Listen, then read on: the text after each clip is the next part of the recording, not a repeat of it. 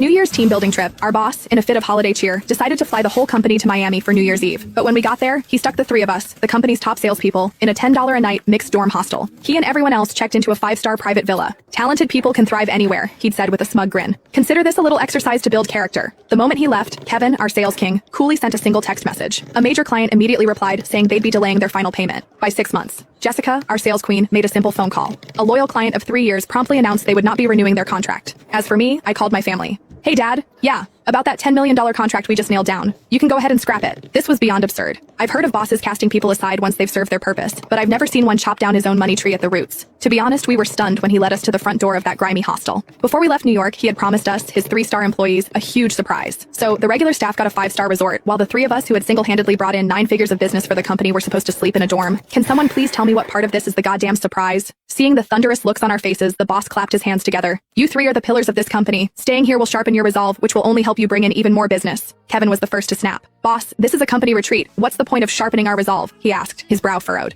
And why do the other employees get a 5-star hotel while we don't? That's when the boss's wife, Brenda, let out a derisive snort. Oh, Kevin, don't play dumb. My husband, Richard, has too soft a heart. He pays you salespeople far too much in commission. The millions you three take home every year have left the company with no money for your hotel rooms. Her words hit us like a slap in the face. So that was it. They thought we were overpaid. But our commission structure was written in black and white in our contracts. We earned every penny based on our performance. And sure, our commissions were high, but the profits we brought in for them were 10 times higher.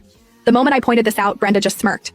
Mia, that's where you're wrong, she said coldly. It's the company's kindness that allows you to earn so much. The rules have nothing to do with it. Seeing that arguing with her was pointless, Jessica turned to the boss. Richard, you have to give us a real explanation. We've worked our asses off for you, bringing in deal after deal. Is this really how you're going to treat us? You could hear the hurt in her voice. She'd been with the company since the very beginning, a loyal employee who'd helped build it from the ground up. Before Richard could even open his mouth, one of our colleagues piped up. Come on, Jessica. You guys make millions a year in commissions. What's the big deal about paying for your own room? Yeah, another one chimed in. If I were making that kind of money, I wouldn't even take such a high commission. The boss and his wife were kind enough to give us jobs. We should show a little gratitude. Listening to them all brown-nosing, I couldn't hold back any longer. That's a load of crap, and you know it, I said, my voice rising. The company is paying for your rooms, isn't it? Boss, this retreat was supposed to be all expenses paid. Are you really telling us we have to cover our own accommodation? The tension was so thick you could cut it with a knife. Finally, the boss spoke. He sighed dramatically. Kevin, Jessica, Mia, my wife is right. I've been too soft on you. The high commissions have made you all arrogant.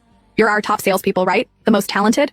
Well, talented people can thrive anywhere. This is my final decision. Now stop making trouble. With that, he turned and led the rest of the staff toward their 5-star paradise, leaving the three of us standing on the curb in front of a sketchy $10 hostel. The second he was out of sight, all three of us pulled out our phones. We all made our calls, then put our phones away in near perfect sync. Kevin spoke first, his voice dangerously calm. If he wants to play dirty, so can I. That $3 million payment can wait another 6 months. Jessica shrugged. Don't worry about my end. That major client I've managed for 3 years won't be renewing their contract next year. I